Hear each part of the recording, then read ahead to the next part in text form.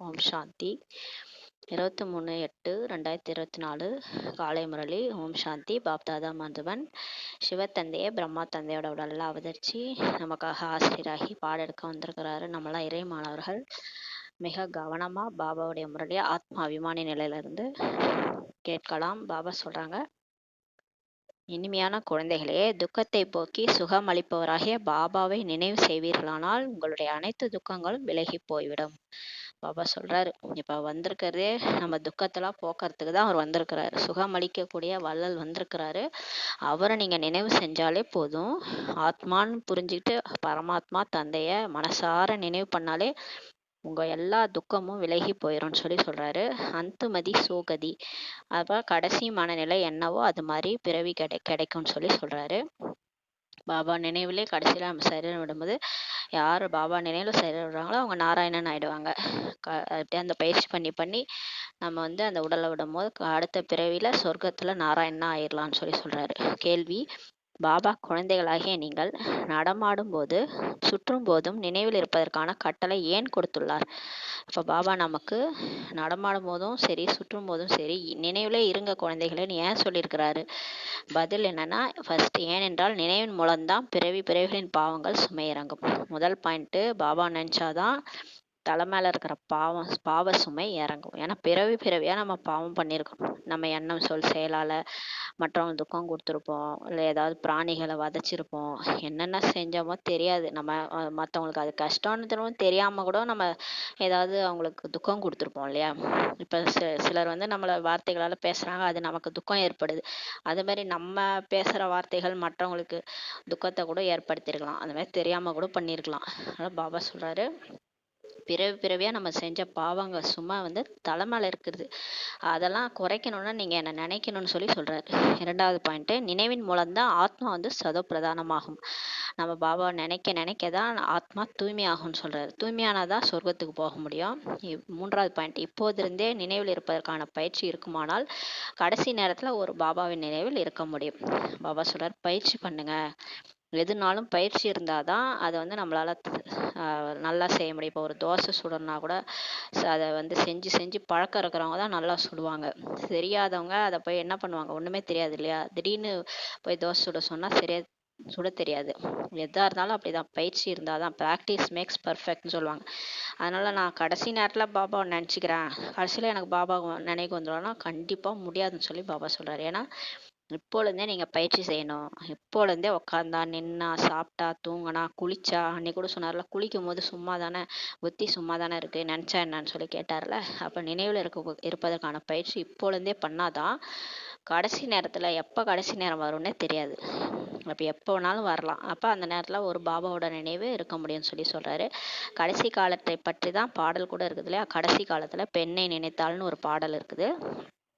பாபா சொல்கிறாரு, அவங்கவுங்க ஒரு மாதிரி ஒருத்தவங்கள நினச்சிட்டு இறந்துடுறாங்க. அப்புறம் அதே வீட்டிலே போய் பிறந்துடுறாங்க. திரும்ப கலியுகத்திலே பிறந்து நம்ம திரும்ப நடிக்கிறோம். அதாவது இப்போ பாபா இந்த விஷக்கடல்லேருந்து வெளியேறதுக்கு இப்போ யுக்தி சொல்கிறாரு. நாலாவது பாயிண்ட்டு, பாபாவை நினைவு செய்வதன் மூலம் 21 பிறவிகளின் சுகம் மனக்கண் முன்னால் வந்து விடுகின்றது. இப்போ பாபா நினைக்க தான் அடுத்த 21 பிறவிக்கு நமக்கு சுகம் கிடைக்க போகுதுன்றது நமக்கு தெரியுது. மனசுல நம்ம மனசுன்ற கண்ணில் நமக்கு தெரியுதுன்னு சொல்றாரு. பாபாவை போன்ற இனிமையான பொருள் உலகத்துல எதுவுமே கிடையாது. பாருங்க, அவரை நினைச்சாலே அவர் இனிமையான மலைன்னு கூட சொல்லி ஒரு முரளியில சொல்லியிருக்காரு. அவரை மாதிரி ஒரு இனிமையான பொருள் உலகத்துல எதுவுமே கிடையாது. வேற எதை வேணா நீங்க நினைச்சு பாருங்க, அந்த அளவுக்கு சுகம் கிடைக்காது. ஆனா பாபாவை நினைச்சா மட்டும் அவ்வளோ ஒரு சுகம் கிடைக்கும். ஏன் எல்லாருக்கும் அவரை பிடிக்குது? எல்லாரையும் மேக்னெட் மாதிரி இருக்கிறார். ஒரு சிவன் மட்டும்தான் ஒரு கடவுள், எல்லாருமே கடவுளேன்றாங்க. அப்பனா அவர்கிட்ட ஏதோ இருக்கு இல்லையா, ஒரு ஈர்ப்பு இருக்குது. அவரை மாதிரி இனிமையான பொருள் யாருமே கிடையாது. அதனால் பாபாவின் கட்டளையாவது, குழந்தைகளே நடமாடும் போதும் சுற்றும் போதும் என்னை மட்டும் நினைவு செய்யுங்க. அதனால்தான் குருநானக் கூட பாடியிருப்பாரு, நினைத்து நினைத்து சுகம் அடையுங்கள். அப்படின்னு சொல்லி பாடியிருப்பார். ஓம் சாந்தி. யாருடைய நினைவில் அமர்ந்திருக்கிறீங்க? எப்பவுமே இதே தான் கேட்பார் வந்தோடனே. இப்போ யாரோட நினைவில் உட்காந்துருக்கிறீங்க? இது ஒருவருடன் அன்பிலும் அன்பான சம்பந்தம் சொல்லி பாபா சொல்றார். அந்த ஒருத்தர் தான் தந்தை, ஆசிரியர், சத்குருவா வந்திருக்கிறார். அவர்கிட்ட தான் அன்பிலும் அன்பான சம்பந்தம் நமக்கு இருக்குது. அந்த ஒருவர் தான் அனைவரையும் துக்கங்களிலிருந்து விடுவிப்பவர். இப்போ யாராவது வந்து நம்ம துக்கத்திலிருந்து விடுவிக்க முடியுமா? நமக்கு கை வலிக்குது, கால் வலிக்குது, அவங்க வாங்கிக்குவாங்களா? எதுவுமே பண்ண மாட்டாங்க. யாரையும் காப்பாற்ற முடியாது. எல்லாரும் அவங்கவுங்க பிரச்சனையை, அவங்கவுங்க கஷ்டத்தை அவங்கவுங்க தான் அனுபவிச்சாகணும். ஆனால் கடவுளை நினச்சா அந்த துக்கம் கூட போயிடும். அவர் எப்படியோ மாயாஜாலம் பண்ணி எல்லா வலியும் போக்கிறாரு இல்லையா? அவரை நினச்சா போதும். பாபா எனக்கு கால் வலிக்குதுன்னா வந்து கால் அமைக்க விடுவார். கண்டிப்பாக நீங்கள் கூப்பிட்டு பாருங்க, வருவார். அவர் தான் சொல்கிறார், எனக்கு கண்ணுக்கு தெரியலனாலும் உங்கள் கூட தான் இருக்கிறான்னு சொல்லி சொல்கிறார். அந்த ஒருவர் தான் எல்லாரையும் துக்கத்திலிருந்து விடுவிக்கிறார். தந்தை குழந்தைகளை பார்க்கிறார் என்றால் அனைத்து பாவங்களும் நீங்கி கொண்டே செல்லும் சொல்லி பாபா சொல்கிறார். அவர் பார்த்தாலே போதும், எல்லா பாவமும் போயிடும் சொல்லி சொல்கிறார். அவர் நம்மளை வந்து இப்போ பார்க்குறாரு இல்லையா? நம்ம அவரை நினைக்கிறோம், அவர் நம்மளை பார்க்குறாரு. நம்ம நினைச்சாலே போதும், பாவம்லாம் போயிடும். அதனால தான் நினைத்தாலே முக்தி திருவண்ணாமலைன்னு சொல்லிட்டாங்க. உண்மையிலே கடவுளை நினைச்சாதான் முக்தி. அவர் நினைச்சா எல்லாருக்கும் முக்தி. ஆனா அவங்க திருவண்ணாமலையை நினைச்சா முக்தின்ட்டு சொல்லிட்டாங்க. ஆனா உண்மையிலே ஆத்மான்னு புரிஞ்சு பாபாவை பரமாத்மாவை நினைக்கும் போதுதான் முக்தி. ஆத்மா சதோ பிரதானத்தின் பக்கம் போய்விடுகிறது. அவரை நினைச்சா பாவம் அழிஞ்சிருது. அப்புறம் ஆத்மா தூய்மை ஆகி சதோ பிரதானமா மாறிடுது. எப்படி சொர்க்கத்துல தேவதை இருந்தாங்களோ அது மாதிரி ஆயிடுது. துக்கமும் அளவற்றதாக உள்ளது இல்லையா? இப்ப பாருங்க, உலகமே துக்கம்தான். யாருக்குமே வாழ பிடிக்கல, அந்த மாதிரி இருக்குது. ஏன்னா சீதோஷ்ண நிலையும் அப்படி இருக்குது. ஒரு பக்கம் அந்த இயற்கை ஒரு பக்கம் தொல்லை பண்ணுது, ஒரு பக்கம் அந்த உறவினர்கள் உள்ள சிக்கல், ஒரே மனக்கசப்பு பிரச்சனை அப்படின்னு ஓடுது இல்லையா? யாருமே உலகத்துல சந்தோஷமாவே இல்லை. எல்லாம் முகம் பார்த்தீங்கன்னா தொங்க போட்டுதான் இருக்கிறாங்க. அது வயசானவங்களா இருந்தாலும் சரி, சின்னவங்களா இருந்தாலும் சரி, அவங்களுக்குன்னு ஒரு கஷ்டம் இருக்குது. பாடம் செய்கின்றனர், துக்கத்தை போக்கி சுகம் கொடுப்பவர் என்று எல்லாரும் பாடுறாங்க. துக்கத்தை நீக்கி சுகம் கொடுப்பவரே அப்படின்னு பாடுறாங்க. இப்போது பாபா உங்களை உண்மையிலும் உண்மையாக அனைத்து துக்கங்களிலிருந்து விடுவிப்பதற்காக வந்திருக்கிறார். இப்போ கடவுளே வந்து நமக்கு உண்மையாலுமே எல்லா துக்கத்திலிருந்து விடுவிப்பதற்காக மனசை ரிலாக்ஸ் பண்ணி விட்டுறாரு. இந்த ஞானத்தை சொல்லி சொல்லி நம்ம அவருடைய வார்த்தைகளை கேட்கும் போதே, மகா வாக்கியத்தை கேட்கும் போதே மனசு ரிலாக்ஸ் ஆயிடுது. சொர்க்கத்தில் துக்கத்தின் பெயர் அடையாளம் எதுவுமே இருக்காதுன்னு சொல்லி பாபா சொல்றாரு. இங்கேதான் நீங்க இவ்வளவு துக்கப்படுறீங்க. ஆனா பாருங்க, சொர்க்க லோகத்துல துக்கம்னா என்னன்னே உங்களுக்கு தெரியாது. அப்படின்னா என்ன அப்படின்னு கேட்பீங்க. அப்படிப்பட்ட தந்தையை நினைவு செய்ய வேண்டியது மிகவும் அவசியமாகும். அப்பேற்பட்ட கடவுள் உங்களை சொர்க்கத்துக்கு எஜமானரா ஆக்கணவரை எப்படி நினைக்கணும்? தந்தைக்கு குழந்தைகளிடம் அன்பு இருக்கும் இல்லையா? எந்த ஒரு அப்பாவாவது குழந்தைகள் மீது அன்பு செலுத்தாம இருப்பாங்களா? அப்ப பாபாவுக்கு எவ்வளவு இருக்கும்? பாபாவுக்கு எந்தெந்த குழந்தைகளிடம் அன்பு உள்ளது என்பதை நீங்கள் அறிவீர்கள். குழந்தைகளுக்கு புரிய வைக்கப்பட்டுள்ளது, தன்னை ஆத்மான்னு உணருங்கன்னு சொல்லி பாபா சொல்றாரு. தேகமாக உணராதீங்க. நீங்க தேகம்னு நினைக்கும் போது தான் உங்களுக்கு கஷ்டம் வருது. நீங்க ஆத்மான்னு நினைச்சு பாருங்களேன், பறந்துக்கினே இருப்பீங்க. தேகத்துக்கு என்ன பிரச்சனை ஆனாலும் நீங்க கவலைப்பட மாட்டீங்க. அந்த தேகம் சார்ந்த உறவினர்கள் உங்களை ஏதாவது கஷ்டப்படுத்தினாலும் நீங்க கவலைப்பட மாட்டீங்க. தேகம் சம்பந்தப்பட்ட எந்த விஷயத்தையும் டென்ஷன் ஆக மாட்டீங்க. ஆத்மான்னு உணர்ந்து பாருங்கன்றாரு. நான் ஆத்மா தனியா நடிக்க வந்து தனியா போக போறேன். எல்லாரையும் ஆத்மாவா பாருங்க, எந்த துக்கமுமே உங்களுக்கு வராது. யார் நல்ல ரத்தினங்களாக இருக்கிறாங்களோ அவர்கள் பாபாவை நடமாடும் போது சுற்றும் போதும் நினைவு செய்யறாங்கன்னு சொல்லி சொல்றாரு. யார் நல்ல நல்ல ரத்தினங்கள் இருக்கிறாங்க, பாபாவுக்கு பிடிச்சவங்க இருக்கிறாங்களோ அவங்க எப்பயுமே பாபா நினைவில் தான் இருக்கிறாங்கன்னு சொல்றாரு. இதையும் ஏன் சொல்றாருன்னா, ஏனென்றால் ஜென்ம ஜென்மமாக உங்க பாவங்களின் குடம் நிரம்பி இருக்குது சொல்லி சொல்றாரு. இந்த உலகத்தார் பண்றாங்களா பாவம், அது மாதிரிதான் நம்மளும் நிறைய பாவம் பண்ணியிருக்கிறோன்றாரு. ஜென்ம ஜென்மமா தெரியாம பண்ணி வச்சிருக்கீங்க, உங்க தலை மேல பாவக்குடம் இருக்குன்றாரு. ஆகவே இந்த நினைவு யாத்திரை மூலமா நீங்க பாவாத்மாவிலிருந்து இப்ப புண்ணியாத்மாவா ஆகிடுவீங்க. என்ன நினைச்சா போதுன்றாரு. இதையும் குழந்தைங்க நீங்க அறிவீங்க. இது பழைய சரீரம், உங்களுக்கும் நல்லா தெரியும். இது இந்த உடல் வந்து ரொம்ப எத்து போனது, பழைய செருப்பு. துக்கம் ஆத்மாவுக்கு தான் கிடைக்கிறது. இந்த உடல்ல ஏதாவது துக்கம் வந்தா கூட, ஏதாவது ஒரு உடம்புல ஏதாவது வலி, உடம்புல ஏதாவது நோய் அப்படின்னா யாருக்கு அந்த அந்த துக்கம் ஏற்படுது? அந்த உடல்ல இருக்கிற அந்த ஆத்மாவுக்கு தான் கிடைக்கிறது. ஆக்சுவலா உடலுக்கு தான் பிரச்சனை. ஆனா நம்ம நெற்றிபுறத்துல இருக்கிற ஆத்மா நம்ம அப்படியே எனக்கு வலிக்குதுன்றோம் இல்லையா? அந்த உடம்புல ஏதாவது பிரச்சனை வந்தாலே என்னமோ எனக்கு வலிக்குதுன்னு சொல்லிட்டு இருக்கிறோம். ஆக்சுவலா நம்ம அந்த உடல்ல இருந்து விடுபட்ட ஆத்மா தான், அந்த உடலை இயக்குற சக்தி தான். இருந்தாலும் நமக்கு உணருது. அந்த ஆத்மா உடலுக்கு எந்த ஒரு துக்கம் வந்தாலும் நமக்கு உணருதுன்னு சொல்லி சொல்றாரு. சரீரத்திற்கு காயம் ஏற்படுவதால் ஆத்மா அதை உணர்கிறது சொல்லி சொல்றாரு. அப்ப தண்டனை எப்படி அனுபவிக்குது ஆத்மா? ஆத்மால பாவம் ஒட்டாதுன்றீங்களே, ஆத்மாவில் பாவம் ஒட்டும்.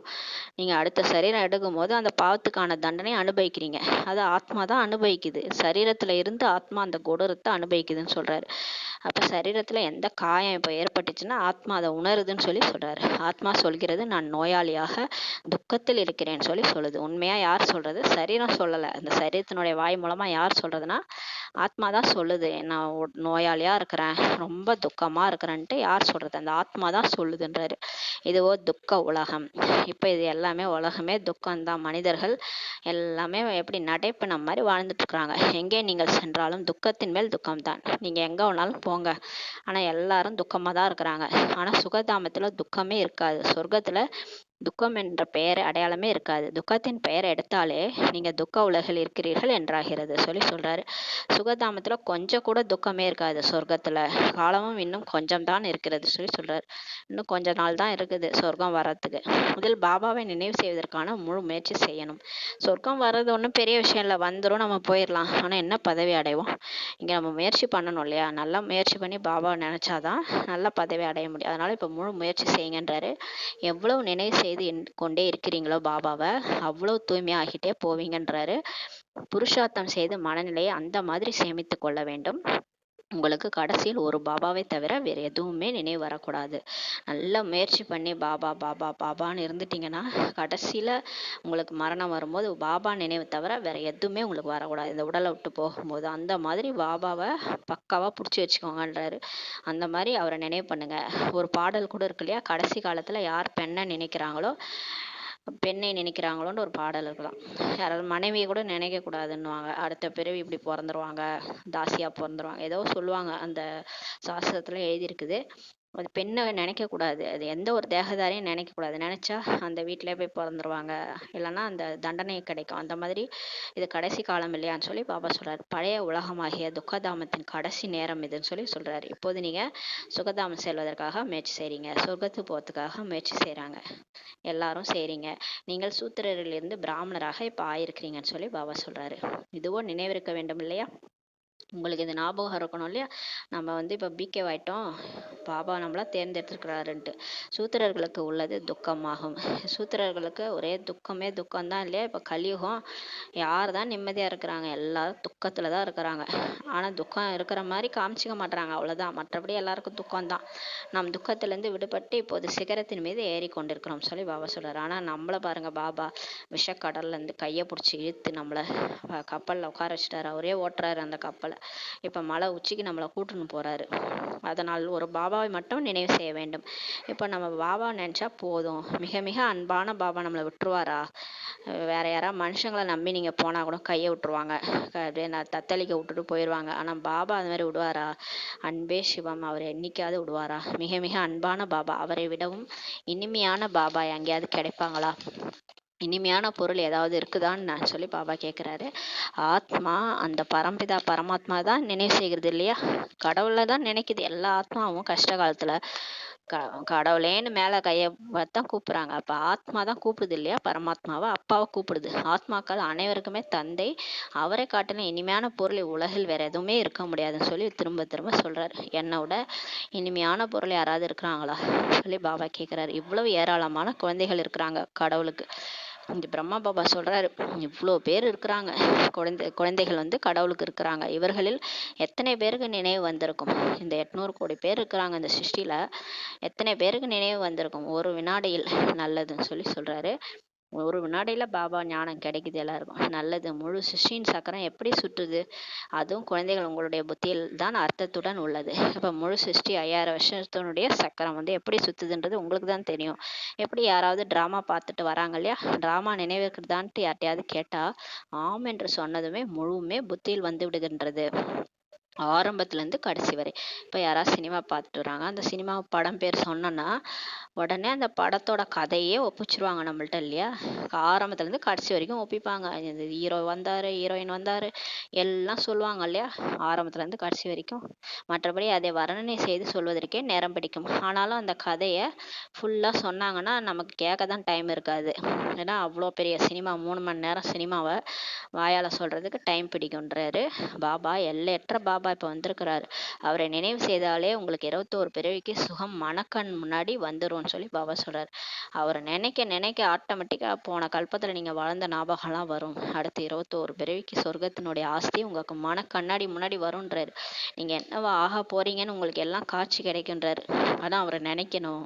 நம்ம நாள் முழுவதும் நினைக்கிறோமா, நிரந்தரமா அவரை நினைக்கிறோமா, இந்த மாயாவுல இருந்து விடுபட்டு நிரந்தரமா நினைக்க நினைக்க நம்மளுடைய அடுத்த பிறவி என்னன்றது இப்பவே தெரிஞ்சிரும்ன்றாரு. பாபாவிடமிருந்து இந்த ஆஸ்தி இப்ப கிடைக்கின்றது. ஒரு வினாடியில் குழந்தைகளுக்கு பாபாவின் ஆஸ்தி முன்னாடி வந்துருதுன்னு சொல்லி சொல்றாரு. குழந்தை பிறந்தது என்றாலே தந்தை தெரிந்து கொள்கிறார், வாரிசு பிறந்தது என்று. யாராவது ஒருத்தவங்க வந்துட்டாங்க, ஞானம் கேட்டுட்டாங்க, ஆஹா அற்புதம்ட்டாங்கன்னா முடிஞ்சிச்சு. பாபாவை தெரிஞ்சுக்கிட்டாங்கனாலே அவங்க பிறந்துட்டாங்கன்னு அர்த்தம். பாபாவுக்கு பிறந்துட்டாங்க, வாரிசு பிறந்துட்டாங்கன்னு அர்த்தம்ன்றாரு. முழு ஆஸ்தியும் நினைவு வந்துடும். உடனே அவங்களுக்கு அவ்வளவுதான், போன கல்பத்துல பண்ண முயற்சி எல்லாமே ஞாபகம் வந்துரும்ன்றாரு. நீங்களும் தனியாக வெவ்வேறு குழந்தைகள் என்றால் தனித்தனி ஆசை கிடைக்கிறது இல்லையா, தனித்தனியாக நினைவு செய்றீங்கன்னு சொல்லி சொல்றாரு. இப்போ நீங்க எல்லாருமே ஒவ்வொரு இடத்துல தனித்தனியா இருந்து பாபாட்ட இருந்து ஆஸ்தி எடுக்கிறீங்க, தனித்தனியா நினைவு செய்றீங்கன்றாரு. நாம எல்லையற்ற தந்தையினுடைய வாரிசுகள். சத்தியுகத்துல ஒரே ஒரு குழந்தை தான் இருக்கும், அது முழு ஆஸ்திக்கும் வாரிசு ஆகும்னு சொல்லி சொல்றாரு. குழந்தைகளுக்கு இப்ப தந்தை கிடைத்தார் என்றால் ஒரு வினாடியில் உலகத்துக்கே எஜமானன் ஆகிட்டனர். இப்ப கடவுளுடைய குழந்தை ஆயிட்டோம் இல்லையா, பாபா குழந்தை ஆயிட்டாலே முடிஞ்சிருச்சு. நம்ம ஒரு வினாடியில உலகத்துக்கே எஜமான் ஆயிட்டீங்கன்னு சொல்லி சொல்றாரு. தாமதமே ஆகிறது இல்ல சொல்றாரு. எழுதி வச்சுக்கோங்க, நீங்க தான் உலகத்துக்கே எஜமானன்னு சொல்லி சொல்றாரு. பாபா கேரண்டி கொடுக்குறாரு. பாபா சொல்கிறார், நீங்கள் தங்களை ஆத்மானே இப்ப உணருங்க, பெண் என உணராதீர்கள். பாபா சொல்றாரு, நீங்க இந்த உடல் கிடையாது, நீங்க பெண்ணே கிடையாதுன்றாரு. நீங்க ஆத்மா, நெற்றிபுரத்துல இருக்கீங்க, நீங்க எவ்வளவு சக்திசாலி உங்களுக்கு தெரியுமான்னு சொல்லி கேக்குறாரு. உங்களை ஆத்மான்னு உணருங்க, பெண்ணே நீங்க கிடையாதுன்னு சொல்லி சொல்றாரு. ஆத்மாவோ ஆண் குழந்தை இல்லையா, ஆத்மானா என்னது, அது எல்லாமே ஆண் தான். ஆத்மானா ஆண் தான். அது எப்ப உடல் எடுக்குதோ அப்பதான் பெண் உடலா இருந்தா பெண்ணு, ஆண் உடலா இருந்தா ஆணா மாறுது ஆத்மா. மற்றபடி ஆத்மா ஆண் தான் சொல்லி சொல்றாரு. ஏன்னா அது பரமாத்மாவுடைய குழந்தை, எல்லாருமே ஆண் தான். ஆண்னாலே வாரிசுக்கு உரிமையாயிடுறீங்க இல்லையா, அது ஆண் உடல்ல இருந்தா என்ன, பெண் உடல்ல இருந்தா என்ன, ஆஸ்திக்கு எல்லாருமே உரிமையாளர் தான். இங்கதான் நம்ம பெண்ணா பிறந்துட்டா அங்க ஆஸ்தி சொத்தே கிடையாதுன்னு சொல்லிடுவாங்க, ஆம்பளைங்களுக்கு தான் சொத்து. ஆனா பாபா பாருங்க, நமக்கு பெண்ணா இருந்தா என்ன, நீங்க ஆண் தான் சொல்லி நமக்கு சொத்து கொடுக்குறாரு, நீங்க ஏன் குழந்தை தான் அப்படின்னு சொல்லி சொல்றாரு.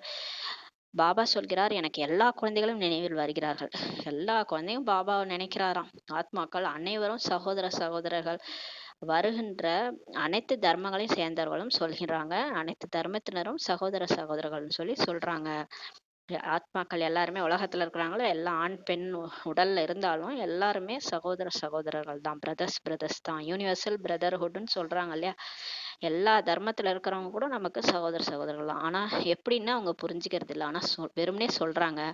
இப்போதுதான் நீங்க புரிஞ்சுக்கிறீங்க, நாம் பாபாவின் மிக மிக அன்பான குழந்தைகள். இப்ப நம்ம புரிஞ்சுக்கிட்டோம் இல்லையா, எல்லாம் சாந்தி தாமத்துல இருந்து நடிக்க வரோம், எல்லாரும் பரம்பிதா பரமாத்மாவின் அன்பான குழந்தைகள். அதனாலதான் சகோதர சகோதரர்கள் ஆத்மாக்கள்ன்ட்டு புரிஞ்சிட்டோம்.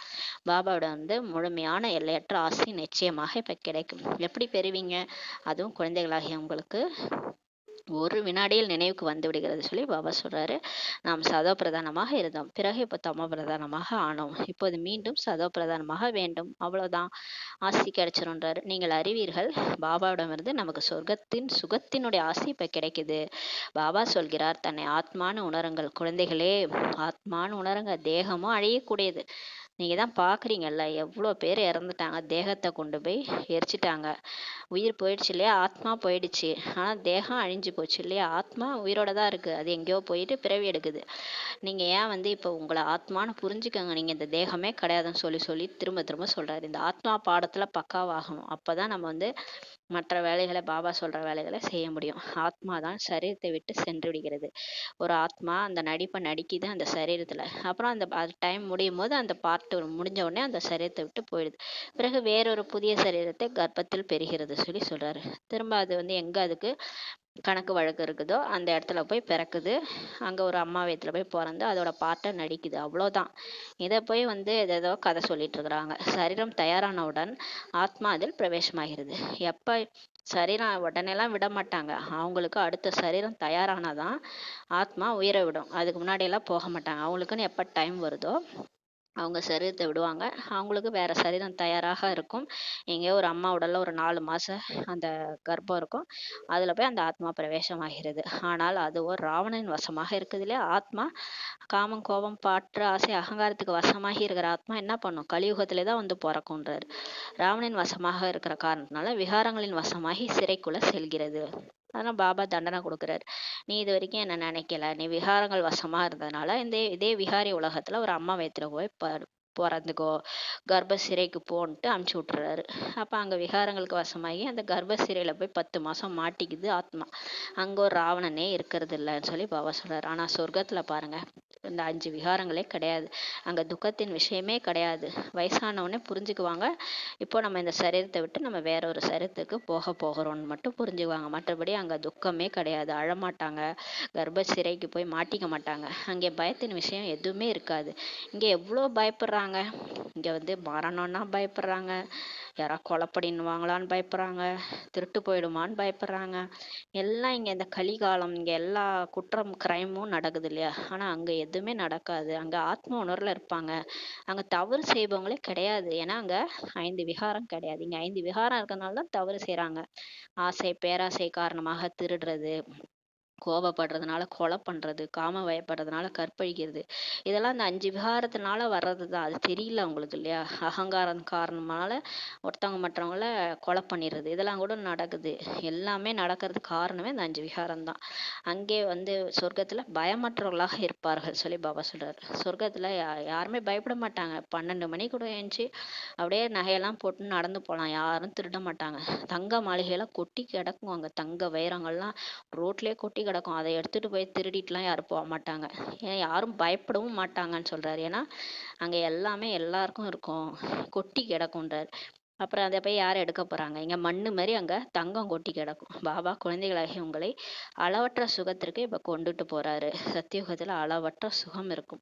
கலியுகத்திலயும் அளவற்ற துக்கத்தை பார்த்துட்டீங்க இல்லையா? அதனால இதே துக்கதாமம்ட்டு சொல்றாங்க. பாபா எந்த ஒரு கஷ்டம் நமக்கு தரல. இல்லறத்திலே இருங்க, எங்க இருக்கிறீங்களோ அங்கேயே இருங்க. நான் டெய்லி சென்டருக்கு வாங்கன்னு நான் சொல்றேன். இதுலயே சில பேர் டெய்லி சென்டருக்குலாம் போறாங்க. கணவனோட ஒத்துழைப்பு இருக்குது, அதனால போறாங்க.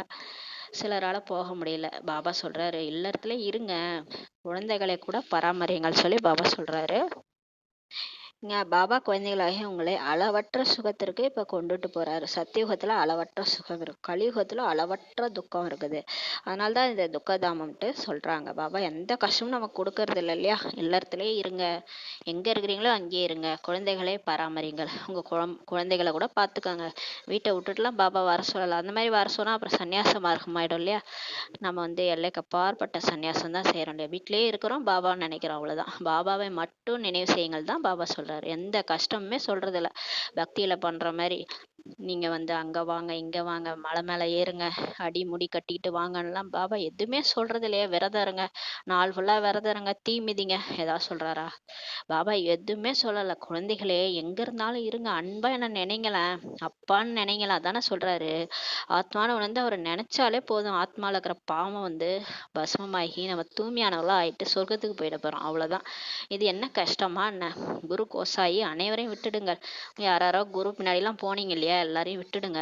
அவங்களாம் தேகதாரிகள். நானும் அனைத்து குருக்களையும் விட மேலானவன் இல்லையான்னு சொல்லி பாபாவை கேட்கிறாரு. குருவுக்கெல்லாம் குருவே நான் தான். நீங்க தான் என்கிட்ட வந்துட்டீங்களே, இன்னமும் ஏன் குரு கோசாயிட்ட போறீங்கன்றாரு. அவர்கள் அனைவரும் என்னுடைய படைப்புகள் தான், அவங்களே என்னுடைய குழந்தைகள் தான். தெரியுமா உங்களுக்கு? நான் தான் எல்லாரும் விட உயர்ந்தவன். என்னையே தவிர வேற யாரையும் பதித்த பாவனன்ட்டு சொல்ல மாட்டாங்கன்னு சொல்லி பாபா சொல்றாரு. அவர்தான் தூய்மையற்றவர்களை தூய்மையாக்குபவர். வேற யாராலையும் தூய்மையற்றவர்களை தூய்மையாக்க முடியாதுன்னு சொல்லி பாபா சொல்றாரு. யாராவது யார் பேச்சாவது கேட்பாங்களா? இப்ப நம்ம சொல்றோம், யாராவது மத்தவங்க நம்ம பேச்ச கேட்பாங்களா? போ வேலையை பார்த்துன்னு தானே சொல்லுவாங்க. ஆனா இங்க ஒருத்தர் வந்து 196 கண்ட்ரீஸ்ல இதே நேரத்துல இதே முறையில எல்லாரும் படிச்சு மாறிட்டு இருக்கிறாங்கன்னா அப்ப அவர் யாரா இருக்கணும்? கொஞ்சமாவது யோசிச்சு பார்க்கணும்ல, எப்படி இவங்கெல்லாம் மாறுறாங்கன்ட்டு. ஆனா வந்து இந்த இடத்துக்கு போனா மாத்தி விட்டுறாங்க, அதை பண்ணிடுறாங்க, இதை பண்ணிடுறாங்கன்ட்டு சில பேர் வந்து அந்த வதந்தி எல்லாம் கிளப்பிட்டு இருக்கிறாங்க. ஆனா கடவுளே வந்து இங்க மாத்திட்டு இருக்கிறாரு, அது தெரியல. கடவுள் சொல்றதை கேட்டுதானே ஒரு மனுஷன் மாறுவாங்க. யார் சொல்றதையாவது கேட்டு பார்த்துருக்கீங்களா? யாரும் திருந்த மாட்டாங்க. கடவுளே வந்து சொல்றதுனாலதான் இந்த எல்லாருமே இந்த முரளியை படிச்சு மாறிட்டு இருக்கிறாங்க. பாபா சொல்றாரு, பிரம்மா விஷ்ணு சங்கரை பத்தித பாவன்ட்டு சொல்வார்களா என்ன? பிரம்மா சொன்னா யாரா கேட்பாங்களா? விஷ்ணு சொன்னா கேட்பாங்களா, சங்கரர் சொன்னா கேட்பாங்களா? கடவுளே வந்து சொல்லிட்டு இருக்கிறாரு, சத்தியம் சிவம் சுந்தரம் சொல்லிட்டு இருக்கிறதுனால தான் எல்லாரும் அதை ஃபாலோ பண்றாங்க. கிடையாது, என்னை தவிர தேவதைகளை கூட சொல்ல முடியாது பதித்த பாவனன்ட்டு சொல்லி பாபா சொல்றாரு. இப்போது குழந்தைங்க, நீங்க கங்கையை பதித்த பாவனின்ட்டு சொல்வீங்களா? தண்ணீர்ல போய் குளிச்சிங்கன்னா நீங்க தூய்மையாயிடுவீங்களா? உடம்பு தான் தூய்மையாகும், ஆத்மா தூய்மையாகுமா? போய் கங்கையில குளிச்சுட்டு திரும்ப நாட்டுக்கு வந்து என்ன பண்ணுவாங்க? திரும்ப அந்த தேவையில்லாத வேலையெல்லாம் பண்ணிட்டு இருப்பாங்க இல்லையா? கோபம் போயிடுமா அவங்களுக்கு? காமம் போயிடுமா? போயிட்டு வந்து அதே வேலையை தான் பண்ணிட்டு இருப்பாங்க. அதான் பாபா சொல்றாரு, தண்ணீர் உங்களை சுத்தம் பண்ணாது, ஆத்மாவை சுத்தம் பண்ணாது. வேணா உடம்ப வேணா சுத்தம் பண்ணும். இந்த தண்ணீர் நதிகளோ எப்போதுமே ஓடிக்கொண்டிருப்பது தான். சொர்க்கத்துல இருந்தே இந்த கங்கை யமுனாலாம் ஓடிட்டு தான் இருக்குது. கங்கா பிரம்மபுத்திரா முதலியவை எல்லாம் இருந்தே தான் வந்துள்ளன. இவற்றெல்லாம் குளித்து கொண்டே தான் இருக்கிறாங்க. மழை பெய்தால் வெள்ளம் வந்து கொண்டிருக்கிறது. பாபா சொல்றாரு, மழை பெய்தால் வெள்ளம் வந்து விடுகிறது, இதுவும் கூட துக்கம் ஆகிறது இல்லையா சொல்லி பாபா சொல்றாரு. இது கூட துக்கம் தான் இல்லையா? மழை மழை வெள்ளம் வந்துச்சுன்னா துக்கம் ஆயிருது இல்லையா? அளவற்ற துக்கம் வெள்ளத்தில் பாருங்கள், எவ்வளவு மனிதர்கள் இறந்து போயினர். வெள்ளம் வந்துச்சுன்னா நிறைய பேர் வீடு வாசல் இல்லாதவங்களாம் வீடு அடிச்சுட்டு போயிடுது, இறந்து போயிடுறாங்க. சத்தியுகத்துல துக்கத்தின் விஷயமே இருக்காது சொல்லி பாபா சொல்றாரு. மிருகங்களும் கூட அங்கே துக்கமே இருக்காதுன்னு சொல்லி பாபா சொல்றாரு. அங்க பாருங்க, ஆடு மாடு சிங்கம்லாம் இருக்கும், ஒன்னா தண்ணி குடிக்கும். சிங்கம் ஒன்னா ஆட்டை அடிச்சு சாப்பிடாது. துக்கமே அங்க இருக்காது. அங்க அகால மரணம் மிருகங்களுக்கு கூட ஏற்படாது சொல்லி பாபா சொல்றாரு. இங்க பாருங்க, ஆக்சிடென்ட், அப்படியே குத்தி கொலை பண்றது, அகால மரணம், தற்கொலை பண்ணிக்கிறது, இதெல்லாம் வந்து அங்க இருக்கவே இருக்காது. அங்க வந்து மிருகங்களுக்கு கூட அகால மரணமே கிடையாது சொல்லி சொல்றாரு. இந்த டிராமாவே அது போலதான் இப்ப உருவாக்கப்பட்டுள்ளது. பக்தியில் பாடுறாங்க இல்லையா, பாபா நீங்க எப்போது வரீங்களோ அப்போது நாங்கள் உங்களுடையவர்களாகவே ஆகிவிடுவோம் சொல்லி பாடுறாங்க. நம்ம கூட சொல்லிருப்போம், கடவுளே நீ வந்தீன்னா உன் கூடவே நான் வந்துருவேன், இந்த வாழ்க்கையே எனக்கு வேணான்னு நம்ம பக்தியில சொல்லியிருக்கோம் இல்லையா? வரத்தான் செய்கிறார் இல்லையா? அவர் வரார் தான். நீங்க கூப்பிட்டீங்க, வரார் தான், வரத்தான் செய்கிறார் இல்லையா? துக்கதாமத்தின் கடைசி மற்றும் சுகதாமத்தின் ஆரம்பத்திற்கு இடையில் தான் வருவார்.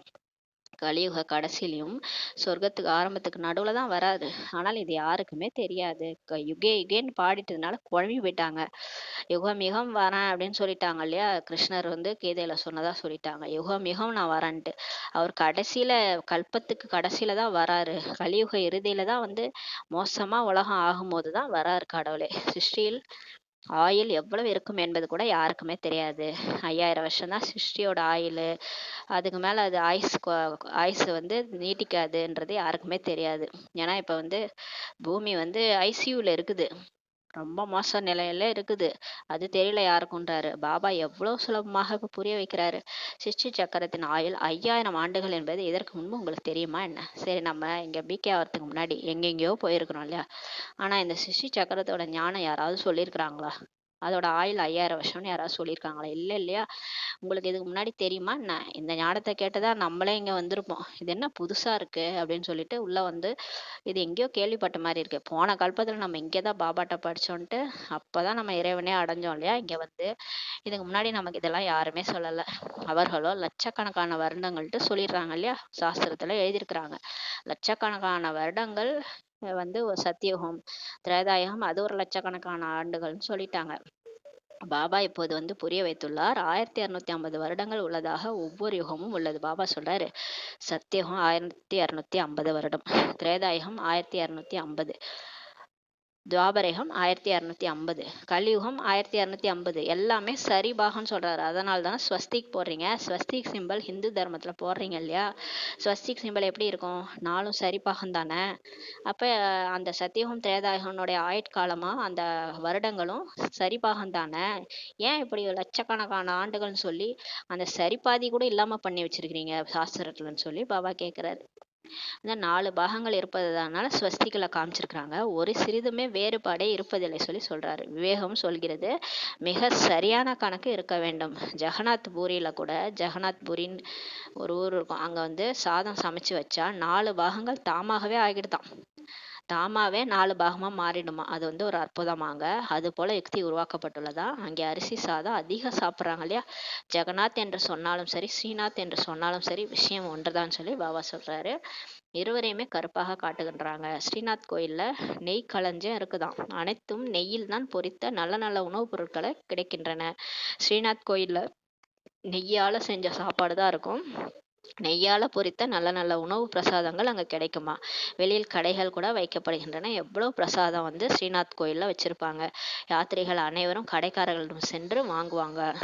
ஜெகநாத்தில் பிறகு சாதம் தான் அதிகமாக உள்ளது. அது ஜெகநாத். ஆனா ஸ்ரீநாத் கோயில் எப்படி இருந்தா, ஜெகநாத் கோயில் எப்படி இருக்கும்னா சாதம் தான் இருக்குமா. அந்த 4 பாகமான சாதம் இருக்கும். அது ஜெகநாத், இது ஸ்ரீநாத். சுகதாமம் மற்றும் துக்கதாமத்தை காட்டுறாங்க இல்லையா. ஸ்ரீநாத் சுகதாமத்தினுடையதாக இருந்தது. ஆனா இந்த ஜெகநாத் வந்து துக்கதாமத்தினுடையது. அதனாலதான் இங்க வந்து சாதம் காமிச்சிருக்கிறாங்க, அங்க வந்து நெய்யினால் சமைத்த உணவு காமிச்சிருக்கிறாங்க. காம சிதையில் அமர்ந்ததுனால் கருப்பாகவோ இச்சமயம் ஆகிட்டாங்கன்னு சொல்லி பாபா சொல்றாரு. இந்த சமயம் எல்லா ஆத்மாக்களும் கருப்பாயிட்டாங்க. ஏன்னா காம சிதையில அமர்ந்துன்னு சொல்றாரு. ஜெகநாத்தில் சாதத்தின் படையல் மட்டும் செய்றாங்க. இவரை ஏழையாகவும் காட்டுறாங்க, அவரை பணக்காரராகவும் காட்டுறாங்க. ஜெகநாத் கோயில்ல கிருஷ்ணரை வந்து ஏழையா காட்டுறாங்க, சாதத்தின் படையல் தான் வைக்கிறாங்க. ஆனா ஸ்ரீநாத் கோயில்ல நெய்யால் ஆக்கப்பட்ட பொருட்கள்லாம் செஞ்சு வைக்கிறாங்க. ஏன்னா அங்க கோயில்ல கிருஷ்ணர் வந்து பணக்காரரா காட்டுறாங்க. அது சத்தியுகத்தினுடைய இளவரசர். இங்க ஜெகநாத் வந்து கலியுகத்தினுடைய கிருஷ்ணருடைய பிறவி, அந்த கடைசி பர்த். அவர் வந்து பதித்தமா இருக்கிறாரு, அதுல பாவனமா இருக்கிறாருல, அந்த மாதிரி காட்டுறாங்கன்றார். அதனால் எதுவுமே கிடைப்பதில்லை. பக்தியை அஞ்ஞானம் என்று சொல்லப்படுகிறது சொல்லி பாபா சொல்றாரு. இவரை ஏழையாகவும் அவரை பணக்காரராகவும் காட்டுறாங்க. ஞான கடலாக இருப்பவரோ ஒரு பாபா மட்டும்தான் சொல்லி சொல்றாரு. பக்தியே அஞ்ஞானம்ட்டு சொல்லப்படுகிறது, அதனால் எதுவுமே கிடைக்காது சொல்லி சொல்றாரு. அங்கே குருமார்களுக்கு மட்டும் வருமானம் அதிகம் கிடைக்கிறது. அந்த ஸ்ரீநாத் ஜெகநாத்ல கோயில்ல வந்து குருமார்களுக்கு அதிக வருமானம் கிடைக்குது. திறமைசாலிகளாக இருக்கிறாங்க. அவர்களிடம் யாராவது கற்றுக்கொள்கிறார்கள் என்றால் அவர் எங்களுடைய குரு, அவர் எங்களுக்கு இதை கற்பித்தார்ன்ட்டு சொல்லுவாங்க.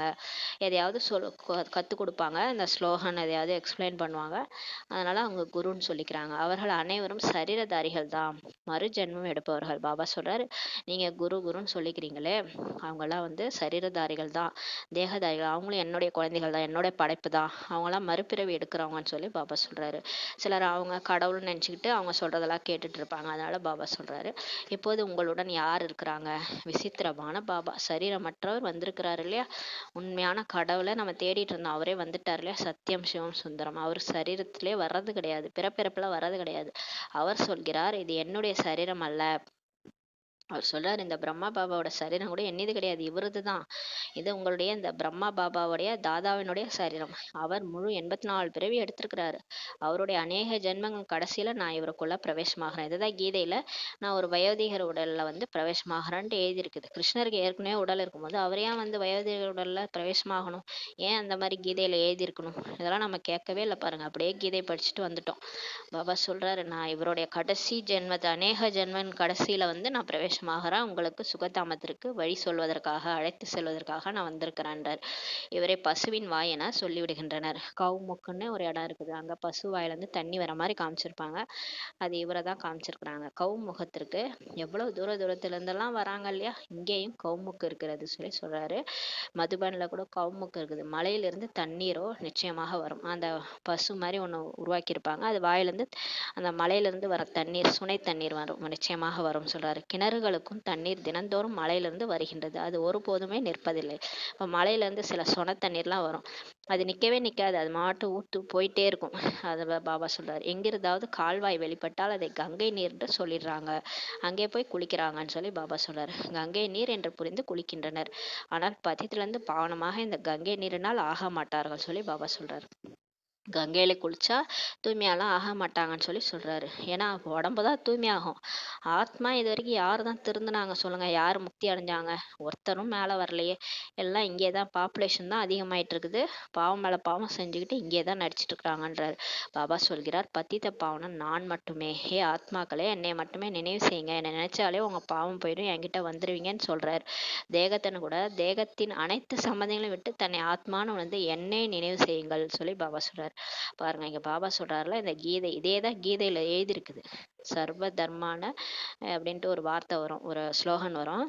அதான் சர்வ தர்மான், தேகத்தின் எல்லா சம்பந்தத்தையும் விட்டுட்டு ஆத்மான்னு வந்து என்ன நினைங்கன்னு சொல்லி கீதையில இருக்குது. பகவத்கீதையில கிருஷ்ணர் எப்படி அதை சொல்ல முடியும்? கிருஷ்ணரே ஒரு தேகதாரி, அவர் எப்படி அதை சொல்ல முடியும்? அப்ப இதை யார் சொல்லியிருப்பாங்க? பரம்பித்தா கிருஷ்ண பரமாத்மா அப்படின்னு சொல்லிட்டாங்க. அவருக்கே உடம்பு இருக்கும்போது அவர் எப்படி இந்த தேகத்துடன் கூட தேகத்தின் எல்லா சம்பந்தம் விட்டு என்ன என்ன நினைங்கன்னு சொல்லுவாரு? அப்ப இது யார் சொல்லியிருப்பாங்க? நிராகார் பரம்பிதா பரமாத்மா தானே, அவர் தான் சிவன். அப்போது உங்களுடைய ஜென்மாந்தரின் பாவங்கள் பஸ்மாயினும்னு சொல்லி பாபா சொல்றாரு. நீங்க என்ன நினைச்சீங்கன்னா உங்க தலைமையில இருக்கிற பாவ சுமைகள் நீங்கிடும்.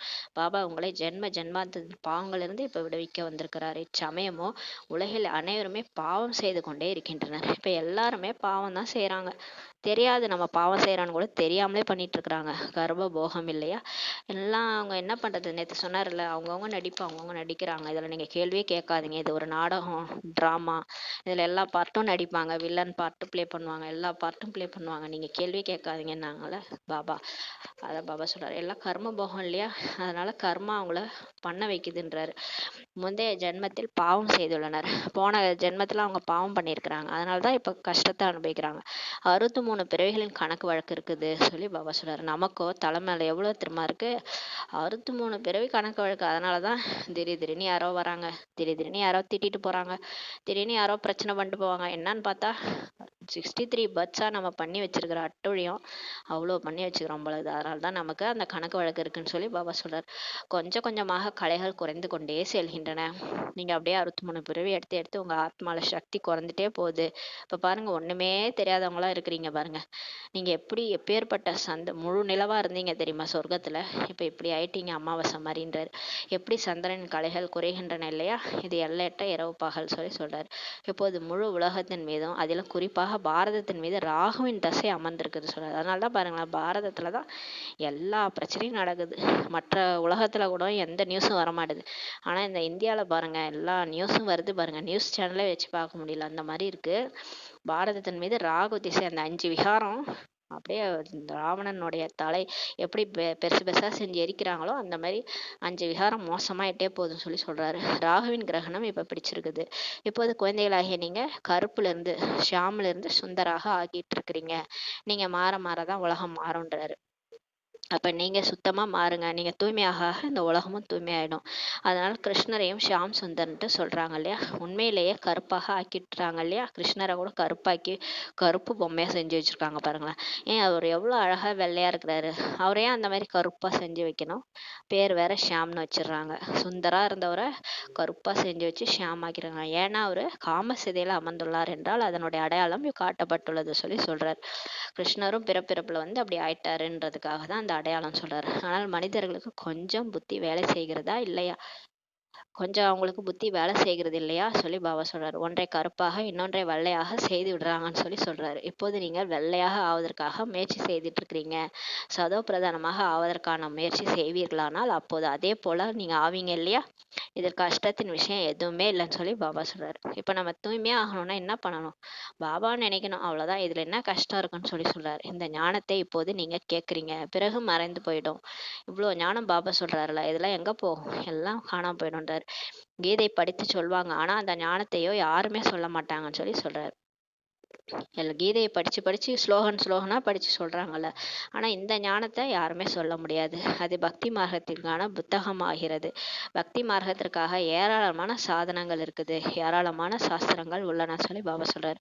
ஒவ்வொருவரும் ஒவ்வொன்றை படிக்கின்றனர், ஏதேனும் செய்கின்றனர். பாபா சொல்றாரு, நிறைய சாஸ்திரங்கள் இருக்குது, நிறைய பேரு ஒவ்வொருத்தவங்க ஒன்னொன்னு படிக்கிறாங்க, ஏதேனும் செய்யறாங்க. ராமரின் கோயிலுக்கும் செல்கின்றனர். நிறைய பேரு ராமர் கோயிலுக்கு போறாங்க. ராமரை கருப்பாக காமிச்சிருக்கிறாங்க. கருப்பாக ஏன் ஆக்குறாங்க என்பது பற்றி சிந்தனை செய்ய வேண்டும். ஏன் எல்லா சாமியும் கருப்பாக்கி வச்சிருக்கிறாங்க? கல்கத்தாவின் காளி கூட இருக்கிறார் இல்லையா? அம்மா அம்மான்னு காளியை பார்த்து உருகுறாங்க. அனைத்தையும் விட பயங்கரமாக காட்டுப்படுவரே காளிதான்.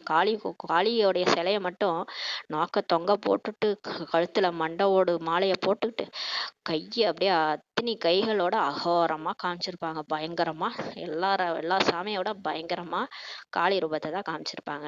அவரை பிறகு மாத்தான்னு சொல்லி கும்பிட்றாங்க. காளி மாத்தான்னு சொல்லி அப்படியே சாச்சாங்கமா காலில் வணங்குவாங்க. உங்களிடம் இந்த ஞான பானம், ஞான வாள் முதலியன உள்ளன. இப்ப நம்ம கிட்ட இந்த ஞானமானம், ஞான பானம், ஞான வாள் தான் இருக்குது. இதை வச்சு புரிய வைக்கணும். இவங்கெல்லாம் யாரு? காளிங்கிறவங்க யாரு? உண்மையிலே காளிங்கிறவங்க அவங்க வந்து அவங்களுடைய வீக் பாயிண்ட்டை எல்லாத்தையும் அழிச்சு பாபா நினைவில் அதை வந்து தன்னுடைய கழுத்தில் மண்டவோட தொங்க போட்டவங்க தான் காளி. அவங்க எல்லாம் அவங்களோட வீக்னஸ் அழிச்சு உலகத்தில் இருக்கிறவங்க எல்லாருடைய வீக்னஸையும் அழிச்சவங்க தான் அவங்க காளி. அதனால தான் அவங்கள பயங்கரமாக காமிச்சிருக்கும். உண்மையிலே அவங்க ஸ்திதி பயங்கரமாக இருக்கும். அவங்க முகம் அந்த அளவுக்கு பயங்கரமாலாம் இருந்திருக்காது. அவங்க வந்து அந்த அளவுக்கு ஸ்திதி வந்து பாபாவுடைய நினைவுனுடைய ஸ்திதியில் இருந்திருப்பாங்க. அதனால தான் அந்த அளவுக்கு யோகா அக்னியில் அவங்க இருந்திருப்பாங்க. அதனால தான் அந்த மாதிரி ஒரு விகாரமான உருவத்தை செஞ்சுருக்கிறாங்க. ஆக அவர்கள் பிறகு ஆயுதங்களே கொடுத்து விட்டனர். ஆனால் பாருங்க, நமக்கு ஞான வாள் கொடுத்தாரு பாபா. அந்த ஞானத்தை தான் நம்ம அப்ளை பண்ணணும். ஆனால் அவங்க வந்து அஷ்ட கைகள், அதில் அந்த கைகளில் ஒன்னொன்னுலேயும் ஆயுதங்களை கொடுத்துட்டாங்க. வாஸ்தவத்தில் காளிக்கு முதலில் மனிதர்களை பலிட்டு வந்தனம். முத காளிக்கு வந்து மனிதர்களை தான் பலி கொடுத்தாங்களாம். காளினாலே போதுமா மனுஷங்களை பலி கொடுத்துருவாங்களாம். இப்போது அரசாங்கம் அதை தடை பண்ணிருச்சுன்னு சொல்றாரு. முன்பு சிந்து மாகாணத்தில் தேவியின் கோயில்லாம் கிடையாது. எப்போது வெடிகுண்டு வெடிச்சதோ அப்போது ஒரு பிராமணர் சொன்னாராம், அது பிரம்மா பாபா சொல்றாரு, முன்னாடி சிந்து மாகாணத்தில் தேவியோட கோயில்லாம் கிடையாதான். ஆனால் எப்போ அந்த வெடிகுண்டு அந்த வெடிச்சும் போது சொன்னாராம், அப்போதான் அந்த போர்லாம் வந்தது. இந்த ஜாலியன் வாலாபாக் அந்த மாதிரி போர்லாம் வந்து அந்த டைமில் வெடிகுண்டு வெடிக்கும் போது யாரோ ஒரு பிராமணர் சொன்னாராம், காளி நமக்கு சொல்லிட்டாரு நம்முடைய கோயில் இல்லை, சீக்கிரம் கட்டுங்கள்ட்டு காளி சொன்னாங்களாம். அதனால் இல்லை என்றால் இன்னும் குண்டுகள் வெடிக்கும்ட்டு காளி வந்து கனவுல சொல்லிச்சான். காளி சொன்னாங்களாம் அப்படின்ட்டு ஒரு பிராமணர் சொன்னாராம். அவ்வளவுதான், ஏராளமான பணம் சேர்ந்தது, கோவில் உருவானதுன்னு சொல்லி பாபா சொல்கிறார். உடனே சொல்லிட்டாருன்ட்டு நிறைய பணத்தை சேர்த்து வச்சு கோயில் கட்டினாங்களாம். இப்போது பாருங்கள், ஏராளமான காளி கோயில்கள் வந்துருச்சு. பாருங்கள் எத்தனை இடங்களுக்கு அலையிறாங்க பாருங்கள். ஒரு கோயில் 2 கோயிலாக கட்டி வச்சுக்கிறாங்க. காளிக்குன்னு அத்தனை கோயிலை கட்டி வச்சுட்டாங்க. அவங்கவுங்க அந்த குலதெய்வம்னா அந்த டைமுக்கு எங்கெங்கேயோ அலையிறாங்க, எல்லா இடத்துக்கும் அலையிறாங்கன்னு சொல்லி சொல்கிறார். பாபா உங்களை இந்த அனைத்து விஷயங்கள்தான் இப்போ விடுவிப்பதற்காக புரிய வைக்கிறார். யாருக்கும் நிந்தனை செய்யவில்லை. பாபா இதெல்லாம் எதுக்கு சொல்கிறாரு? அவங்கள கிண்டல் பண்ணல, நம்மளை இந்த விஷயத்துல இருந்தெல்லாம் இப்போ விடுவிப்பதற்காக நமக்கு புரிய வைக்கிறாரு. பாபா ட்ராமாவை புரிய வைக்கிறாரு, அவ்வளவுதான். இந்த சிருஷ்டி சக்கரம் எப்படி உருவாக்கப்பட்டுள்ளது, நீங்கள் எதையெல்லாம் பார்த்தீர்களோ அவை மீண்டும் நடைபெறும். 5000 வருஷத்துக்கு முன்னாடி என்னெல்லாம் நம்ம நடிச்சு வந்தோமோ அதே தான் திரும்ப நடக்கும்னு சொல்றாரு. எந்த பொருள் இல்லையோ அது திரும்ப உருவாகும் சொல்லி பாபா சொல்றாரு. நீங்கள் புரிந்து கொண்டு விட்டீர்கள். இப்போ நம்முடைய ராஜ்யம் இருந்தது, அதை நாம் இழந்து விட்டோம். இப்போது மீண்டும் பாபா சொல்கிறார், குழந்தைகளே, நரனிலிருந்து நாராயணமாக வேண்டும் என்றால் முயற்சி செய்யுங்க. இப்போ நம்ம ரெடியானா தானே நமக்காக சொர்க்கம் வரும். நம்ம தேவதை மாதிரி மாறணும், அப்போ தான் இந்த பூலோகம் சொர்க்கமாக மாறும். அப்போ நம்ம மாறுற வரைக்கும் சொர்க்கம் வராது, கலியுகத்திலே தான் நம்ம இருப்போம். அதனால முயற்சி செய்யுங்கன்னு சொல்லி பாபா சொல்றார். பக்தி மார்க்கத்தில் நீங்கள் அநேக கதைகளை கேட்டுட்டு தான் வந்திருக்கிறீங்க. பிறகு யாராவது அமரராக ஆனார்களா என்ன? அமர கதையெல்லாம் நம்ம கேட்டிருக்கிறோம். பார்வதி அமர கதை சொன்னாரு சிவன்ட்டு. ஆனா யாராவது அமரர் ஆனாங்களா? இல்லையே. யாருக்காவது ஞானத்தின் 3வது கண் கிடைச்சதா? நான் இது வரைக்கும் உலகத்துல யாராவது மாறினாங்களா? இருக்க மோசமா தான் உலகம் மாறுது. யாரும் நல்லவங்களா ஆன பாடே கிடையாது. 3வது கண் திறந்த மாதிரி யாருக்கும் தெரியல. இதை பாபா தான் இப்போ வந்து புரிய வைக்கிறார். இந்த கண்களால் எந்த ஒரு தேதியும் பார்க்காதீங்க. பாபா சொல்றாரு, குழந்தைகளே, இப்போ உங்களுக்கு 3வது கண்ணு திறந்து வச்சிட்டேன். நீங்க ஆத்மா இப்ப யாரையும் உங்க இந்த ஊன கண்ணால 2 கண்ணாலையும் எந்த ஒரு தீயதையும் பார்க்காதீங்கன்னு சொல்லி சொல்றாரு. குற்றமற்ற தூய கண்களால் மட்டும் பாருங்கன்னு சொல்லி பாபா சொல்றாரு. நீங்க குற்றமற்ற தூய சிவில் பார்வை மட்டும் பாருங்கன்னு சொல்லி பாபா சொல்றாரு. எல்லாரையும் ஆத்மான்னு பாருங்க, இந்த பழைய உலகத்தையே பார்க்காதீங்கன்னு சொல்லி சொல்றாரு. என்னென்னவோ நடக்குது இல்லையா, அதுலலாம் உங்க புத்தியை கொண்டு போகாதீங்க. ஏன்னா அது உங்க ஆத்மால பேட்டரியை லோ பண்ணிடும், இதுவும் அழிந்து விட போகின்றது. பாபா சொல்றாரு, எல்லாம் நடக்கதான் செய்யும். நீங்க ஒரு பக்கம் இங்க ஸ்தாபனை காரியம் பண்ண அங்க ஒரு பக்கம் விநாசம் காரியம் நடந்துட்டு தான் இருக்கும். நிறைய கொலை, கற்பழிப்பு, இந்த மாதிரி விஷயங்கள் கேள்விப்பட்டுட்டு தான் இருப்பீங்க.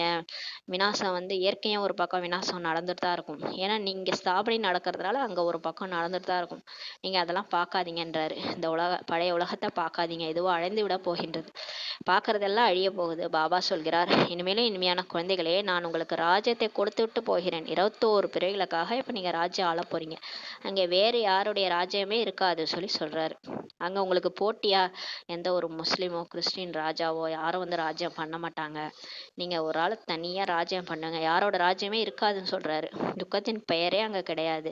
நீங்கள் மிகுந்த சுகம் மற்றும் செல்வம் நிறைந்தவர்களாக ஆயிடுவீங்கன்னு சொல்லி பாபா சொல்றாரு. இப்போ எவ்வளோ துக்கமாக இருக்கிறீங்க பாருங்க. அடுத்த பிறவில நீங்க சுகமா செல்வம் நிறைந்தவர்களா பணக்காரரா இருப்பீங்கன்றாரு. இங்கோ மனிதர்கள் எவ்வளவு பட்டினி கிடந்து சாகிறாங்க. இங்க பாருங்க பஞ்சம், பட்னி, சாப்பாட்டுக்கு ஒரு வேளை கூட சாப்பாடு இல்லாதவங்களா இருக்கிறாங்க. அங்கே முழு உலகின் மீதும் நீங்க ராஜ்யம் செய்வீங்கன்னு சொல்லி சொல்றாரு. இங்க நம்ம இப்படி இருந்தாலும் அங்க பாருங்க முழு உலகத்தின் மீதே நம்ம ராஜ்யம் பண்ணுவோம். எவ்வளவு கொஞ்சமாக நிலம் வேண்டியது இருக்கும், சிறிய தோட்டம் இருக்கும், பிறகு விருத்தி அடைந்து அடைந்து கலியுக கடைசி வரை எவ்வளவு பெரியதாக ஆகிருது பாருங்க. சத்தியுகத்துல கொஞ்சம் நிலம் இருந்தாலே போதும், 9 லட்சம் பேர் அங்க வாழ்வாங்க. அப்புறம் அப்படியே சிறிய தோட்டமா இருந்து அப்படியே பெருசாகி கலியுக கடைசியில 800 கோடி மக்கள் தங்கறது கூட இடம் இல்ல, மாடி மேல மாடி வீடு கட்டிட்டு இருக்கிறாங்க. மேலும் 5 விகாரங்களின் பிரவேசத்தின் காரணத்தினால முள் நிறைந்த காடா இங்க ஆயிடுது. யாராவது இங்க வந்து கஷ்டம் இல்லாம ஒரு வயசான மாத்தாசோ ஒரு சின்ன குழந்தையோ நம்பி ஒரு வீட்டுல இருக்க முடியுதா? எப்ப என்ன நடக்கும்னே தெரிய மாட்டுது. அந்த மாதிரி முள் நிறைந்த காடா இருக்குன்னு சொல்லி பாபா சொல்றாரு. இந்த 5 விகாரம் தான் அந்த மாதிரி வேலையை பண்ணுதுன்றாரு.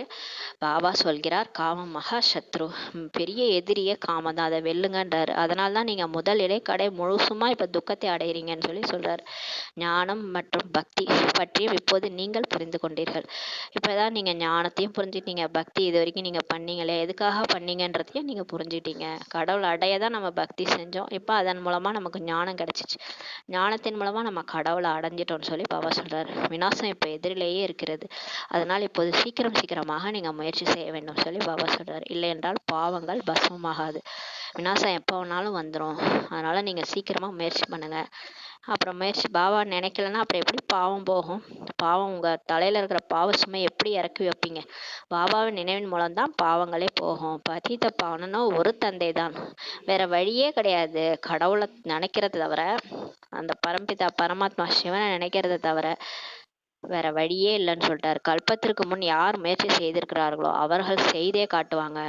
பாருங்க, இப்பயே ஒரு சில பேர் வந்து பிகேஸ் நல்லா முயற்சி செய்யறாங்க. அன்னைக்கு கூட சொன்னார்ல, பாண்டவர்கள் நல்லா புருஷார்த்தம் செய்யறாங்கன்ட்டு. பிரதர்ஸ்லாம் நல்லா போயிட்டு இருக்கிறாங்க. கல்பத்துக்கு முன்னாடி யார் முயற்சி பண்ணாங்களோ அவங்க கண்டிப்பா பண்ணியே காட்டுவாங்கன்றாரு. மந்தமாக ஆகிவிடாதீர்கள் ஒருபோதும். இந்த மத்தவங்க சொல்றாங்க, அவங்க சொல்றாங்க, இவங்க சொல்றாங்க, எதுக்கு இதுல போறீங்க, ஏன் இதை பண்றீங்கன்ட்டு சிலர் பேசுவாங்க, விதண்டாவாதம். அவங்க பேச்சை கேட்டு நீங்க மந்தமா ஆயிடாதீங்கன்னு சொல்லி பாபா சொல்றாரு. பாபாவை நினைச்சா யார வேணாலும் நம்மளால சமாளிக்க தைரியம் கொடுப்பாரு. மாஸ்டர் சர்வ சக்திவானா ஆகி சிவசக்தி சுரூபமா உட்காந்தீங்கன்னா எல்லா பிரச்சனையும் தவிடு பொடியாயிடும்.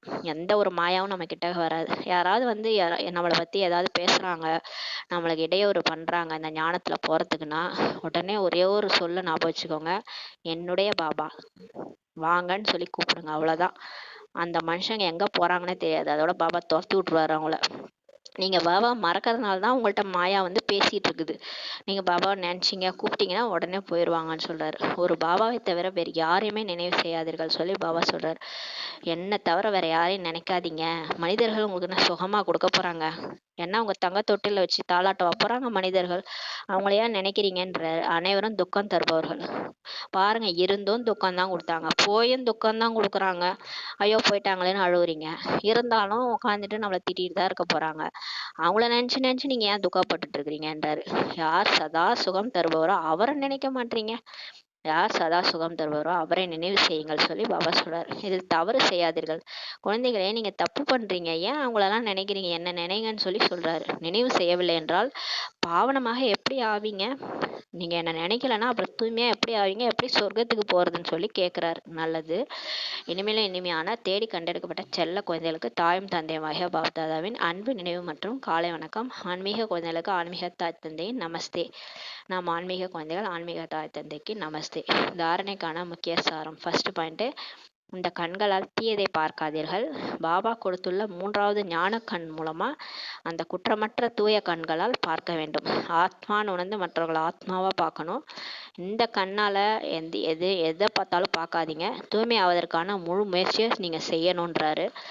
அதுக்கு என்ன பண்ணணும்? ஆத்மாவை வந்து பாபாவை நினைக்கிறது தான் முயற்சியே.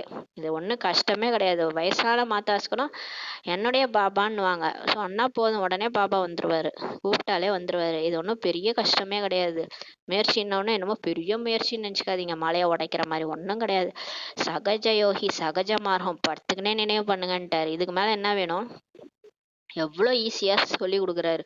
2வது பாயிண்ட்டு, இல்லற நடவடிக்கைகளை பராமரித்து கொண்டே அன்பான பொருளாகிய பாபாவை நினைவு செய்ய வேண்டும். நீங்கள் உங்கள் வீட்டிலே இருங்க, எல்லாத்தையும் பார்த்துக்கோங்க, குழந்தை குட்டியை பார்த்துக்கோங்க, ஆனால் அந்த அன்பான பொருளை மட்டும் மறந்துடாதீங்க. யார் அவர்? நம்ம இனிமையான பாபா. அவரை மட்டும் நினைங்க. மனநிலையை அது போல் தயார்படுத்தி கொள்ள வேண்டும். எப்பயுமே மனசை அந்த மாதிரி தயார்படுத்திக்கோங்க. கடைசி நேரத்தில் ஒரு பாபாவை தவிர வேறு எதுவுமே நினைவு வரக்கூடாது. இப்போலேருந்தே நீங்கள் ப்ராக்டிஸ் பண்ணுங்கள். எனக்கு ஒரு பாபா தான், வேறு யாருமே கிடையாது. அப்படியே அவரே நினச்சிட்டே இருங்க. என்ன செஞ்சாலும் அவரே நினைங்கன்றார். வரதானம், தனது சிரேஷ்ட விருத்தியின் மூலம் உலக சூழ்நிலைகளை மாற்றக்கூடிய ஆதாரமூர்த்தி ஆகுகன்ற வரதானம் கொடுக்குறாரு. நம்மளோட உள்ளுணர்வு எப்படி இருக்கணும்? ஐயோ இவங்கெல்லாம் திருந்த மாட்டாங்க, இதெல்லாம் எங்கேருந்து மாறப்போகுது, இந்த உலகம் மாறுமா, இப்படிலாம் நினைக்கக்கூடாது. நம்மளுடைய உள்ளுணர்வு எப்படி இருக்கணும்னா, கண்டிப்பாக மாற்றம் ஏற்பட்டே தீரும். எல்லாரும் மாறுவாங்க, கண்டிப்பாக பாபா மாற்றியே தீருவார். இந்த உலகம் சொர்க்கம் வந்தே தீரும். இதுதான் நம்மளுடைய சிரேஷ்ட உள்ளுணர்வு. இந்த உள்ளுணர்வு மூலமாக உலக சூழ்நிலையிலேயே மாற்றக்கூடிய ஆதாரமூர்த்தி நீங்கள் தான். ஆதாரமே, இந்த பில்டிங்க்கு ஒரு ஆதாரம், இந்த ஃபவுண்டேஷன் சொல்லுவாங்க இல்லையா, அது நீங்கள் தான்ன்றார். இந்த சிருஷ்டி மரத்தினுடைய ஆதாரமே நீங்கள் தான், வேர்பகுதியே நீங்கள் தான். நீங்கள் என்ன நினைக்கிறீங்களோ அதான் நடக்கும்ன்றார். உங்கள் உள்ளுணர்வு தான் இந்த உலகமேன்றார். நீங்கள் மாறிட்டீங்க, உங்களுக்கு உள்ளுணர்வு தோணுதா சொர்க்கம் வரப்போகுதுன்னு, வந்துருன்றார் பாபா. உங்கள் உள்ளுணர்வு தான் இந்த உலக மாற்றத்துக்கே ஆதாரம்னு சொல்கிறாரு. அந்த மாதிரி மாற்றக்கூடிய ஆதாரமூர்த்தி ஆகுகன்ற வரதானம் கொடுக்குறாரு. நம்ம தான் ஆதாரமூர்த்தி. உலகமே மாறுறதுக்கு ஆதாரமே நம்ம தான் சொல்லி சொல்கிறாரு. குழந்தைகளாகிய நீங்கள் தனது வாழ்க்கைக்கு மட்டும் ஆதாரம் கிடையாது, உங்கள் வாழ்க்கைக்கு மட்டும் நீங்கள் ஆதாரம் கிடையாது. உங்கள் வீட்டிலே பாருங்களேன், நீங்கள் நல்லா இருந்தால் எல்லாரும் நல்லா இருப்பாங்க, நீங்கள் டென்ஷன் ஆகிட்டீங்கன்னா எல்லாரும் டென்ஷன் ஆகிடுவாங்க. உங்கள் வீட்லேயே நீங்கள் தான் ஆதாரம். உங்களுடைய ஆதாரத்தில் தான் உங்கள் வீடே இயங்குது, அது தெரிஞ்சுக்கோங்க. யாரும் நான் வந்து மாற மாட்டேன், மற்றவங்க மாறணும்னு நினச்சாலும் மாறவே மாட்டாங்க. நம்ம மாறினா தான் மற்றவங்க மாறுவாங்க. அப்போ நீங்கள் தான் ஆதாரம் உங்கள் வீட்டுக்குன்றார். உங்கள் வாழ்க்கைக்கு மட்டும் நீங்கள் ஆதாரம் கிடையாது, உலகில் உள்ள எல்லா ஆத்மாக்களுக்குமே நீங்கள் ஆதாரமூர்த்திகளாக இருக்கிறீங்க. ஏன்னா நீங்கள் சிவ பகவானுடைய நேரடி குழந்தைகள். சங்கம யுகத்தில் நேராக வந்து உங்களை செலக்ட் பண்ணுறாரு அவர். எங்கேயாவது மற்றவங்கள போய் செலக்ட் பண்ணுறாரா? யாரும் அவரை புரிஞ்சுக்கிட்டு வர மாட்டுறாங்க, முரளி கேட்க மாட்டுறாங்க. உங்களை மட்டும் தேர்ந்தெடுத்துக்கிறாருன்னா அப்போ நீங்கள் யார்? இவ்வளோ பேர், 800 கோடி பேரில் உங்களை ஏன் தேர்ந்தெடுத்துருக்கிறாரு? கோடியிலும் சிலரா, அந்த சிலரும் சிலரா உங்களை ஏன் தேர்ந்தெடுத்துக்கிறாரு? ஏன்னா நீங்கள் எல்லா ஆத்மாக்களுக்கும் ஆதாரமூர்த்திகளாக இருக்கிறீங்க, ஃபவுண்டேஷனில் இருக்கிறீங்க. சிருஷ்டி சக்கரத்து மரத்தினுடைய, கல்பவருட்ச மரத்தினுடைய ஃபவுண்டேஷன், வேறு பகுதியே நீங்கள் தான் சொல்லி சொல்கிறாரு. உங்களது சிரேஷ்ட விருத்தி, உங்களுடைய சிரேஷ்ட உள்ளுணர்வு மூலமாக இந்த உலக சூழ்நிலை மாறிக்கொண்டிருக்கிறது தெரியலையா அவங்களுக்குன்னு சொல்லி கேட்குறாரு. நீங்கள் மாற மாற உலகமே மாறிட்டு இருக்குது. ஒரு பக்கம் அந்த அங்கங்கே அந்த இயற்கை அந்த வேலையை மாற்றிட்டு இருக்குது, பார்த்துட்டு இருக்குது. அந்த இயற்கை அதாவது ட்ரெய்லர் காமிச்சிட்டு இருக்குது அங்கங்கே. ஏன் தெரியுமா உங்களுக்கு? இங்கே நிறைய ஆத்மாக்களை பாபா செலக்ட் பண்ணிட்டு இருக்கிறாரு. ஸ்தாபனை காரியம் ஒரு பக்கம் போயிட்டு இருக்குது, எல்லாரோட ஸ்திதியும் மாறிட்டு இருக்குது. அப்போ வந்து பழைய வாழ்க்கையிலேருந்து புது வாழ்க்கையை வாழ்ந்து பாபா குழந்தையா மாறிட்டு இருக்கிறாங்க நிறைய பேர், கண்ணுக்கு தெரியாம. நீங்க வேணா நினைக்கலாம் உலகம் மாறாதுன்ட்டு, ஆனா பாபா ஒரு காரியத்தை பண்ணிட்டு இருக்கிறாரு. அதனால ஒரு பக்கம் ட்ரெய்லர் நடந்துட்டு இருக்கு, ஒரு பக்கம் விநாசத்தினுடைய ட்ரெய்லர் நடந்துட்டு இருக்குது. முழுசா எல்லாருமே மாறிட்டா என்ன நடக்கும் தெரியுமா? முழு விநாசமும் முடிஞ்சிரும், அதோட நம்ம சொர்க்கம் வந்துடும். அப்போ 33 கோடி ஆத்மாக்களும் பாபா மாத்திட்டாருன்னா, அவர் வசத்துல கொண்டு வந்துட்டாருன்னா உலகம் வந்து முடிஞ்சிடும். அதான் பாபா சொல்றாரு, உங்களது தூய திருஷ்டியின் மூலம் உலக ஆத்மாக்கள் மற்றும் இயற்கை ரெண்டுமே தூய்மையாகி இப்போ கொண்டிருக்குது சொல்லி சொல்றாரு. நீங்க தூய்மையாக தூய்மையாக உலகமே மாறுது தெரியலையா உங்களுக்குன்னு கேட்குறாரு. உங்களுடைய தூய்மையான பார்வை உலக ஆத்மாக்கள் மூலமா உலக ஆத்மாக்கள் மற்றும் இயற்கை ரெண்டுமே இப்போ தூய்மையாயிட்டு இருக்குன்னு சொல்லி சொல்றாரு. திருஷ்டினால் தான் சிருஷ்டின்னு பாடப்பட்டிருக்குது இல்லையா? திருஷ்டி மூலமா தான் உலகமே மாறிக்கொண்டிருக்கிறது. உங்க பார்வை மாற மாற அந்த உலகமே மாறிடும். நீங்க ஆத்ம உணர்வுக்கு வர வர அந்த உலகம் சத்தியுகமா மாறிடும்னு சொல்லி சொல்றாரு. நீங்க தேக உணர்வுல இருக்க இருக்க கலியுகமா தான் இருக்கும். நீங்க ஆத்ம உணர்வுக்கு வர வர இந்த உலகம் வந்து சத்தியுகமா மாறிடும்.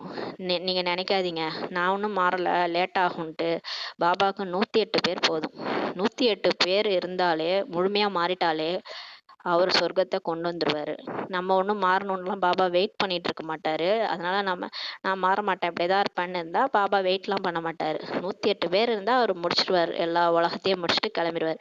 உங்களது சிரேஷ்ட செயல்களின் மூலம் சிரேஷ்ட உலகம் இப்போது உருவாகி கொண்டிருக்கிறது சொல்லி பாபா சொல்றார். இப்போ நம்மளுடைய சிரேஷ்டமான செயல்கள், பாபா நினைக்கிறது, தூய்மையா இருக்கிறது, ஸ்ரீமத் ஃபாலோ பண்றது, அதன் மூலமாக பாபா சேவை செய்யறது, அதன் மூலமா இப்ப தூய்மையான உலகமே உருவாயிட்டு இருக்குன்னு சொல்லி பாபா சொல்றாரு. இப்போது நீங்கள் இந்த அளவிற்கு உயர்ந்த பொறுப்பு என்ற கிரீடம் அணிந்திருப்பதனால இப்போ நீங்கள் பொறுப்பை நீங்கள் கையில் எடுத்துக்கிட்டீங்கன்னா, நான் தான் உலக மாற்றத்திற்கு ஆதாரமூர்த்தியாக இருக்கிறேன்ற பொறுப்பை நீங்கள் கையில் எடுத்துட்டீங்கன்னா, அணிஞ்சிருக்கிறதுனால உங்களுக்கு எதிர்காலத்தில் சிம்மாசனமும் கிரீடமும் கிடைக்கும்னு சொல்லி பாபா சொல்றாரு. எதிர்காலத்தில் நீங்கள் ராஜாவாவீங்க. உங்கள் தலையில் ரெட்டை கிரீடம் இருக்கும், தூய்மை கிரீடம், ராஜ்ய கிரீடம் இருக்கும். சிம்மாசனத்தில் உட்காருவீங்க. எப்போ நீங்கள் ராஜாவாக முடியும், லட்சுமி நாராயணன் ஆக முடியும்னா, இங்கே நீங்கள் பொறுப்பு எடுத்துக்கணும். உயர்ந்த பொறுப்பு என்ற கிரீடம் நீங்கள் இங்கே பாபா கிட்ட எடுத்துக்கிட்டு அணிஞ்சிக்கிட்டீங்கன்னா எதிர்காலத்தில் நீங்கள் லட்சுமி நாராயணனா ஆவீங்கன்னு சொல்லி பாபா சொல்கிறார். ஸ்லோகன்: சர்வ சக்திவான் தந்தையை தனது துணைவனாக ஆக்கி கொண்டால் எந்த தடையும் உங்களை தடுத்து நிறுத்த முடியாது சொல்லி பாபா சொல்கிறாரு. யார் ஒருத்தர் தலையில் 1000 கரங்களுடைய சிவனே இருக்கிறாரோ, துணைவனாக இருக்கிறாரோ, அங்கே எந்த தடையுமே இருக்காது. அங்கே எந்த தடையுமே இருக்காது. கடவுளே உங்கள் கூட துணைனா இருக்கும் போது எந்த தடையும் உங்களை தடுத்து நிறுத்த முடியாதுன்னு சொல்லுவாங்க. இந்த கங்கைக்கு என்ன வேலின்னு சொல்லுவாங்கல்ல, கங்கையே தடை புரண்டு ஓடும், அதுக்கே வேலி கிடையாது. இங்கே சர்வ சக்திவானே இருக்கிறாரு, நம்ம துணைவனாக இருக்கிறாரு. அப்புறம் நமக்கு என்ன வாழ்க்கையில் தடை வரப்போகுது? எந்த தடையும் உங்களை தடுத்து நிறுத்தவே முடியாதுன்னு சொல்லி பாபா சொல்கிறார். நீங்கள் மட்டும் முயற்சி பண்ணிகிட்டே இருங்க, யாரும் உங்களை எதுவுமே பண்ண முடியாது. நீங்கள் தைரியமாக, நான் இருக்கிறவங்க கூட நீங்கள் தைரியமாக பிகேவாக இருந்து உங்கள் லைஃப்பை வாழ்ந்துட்டே இருங்கன்னு சொல்லி பாபா சொல்கிறார். ஓம் சாந்தி.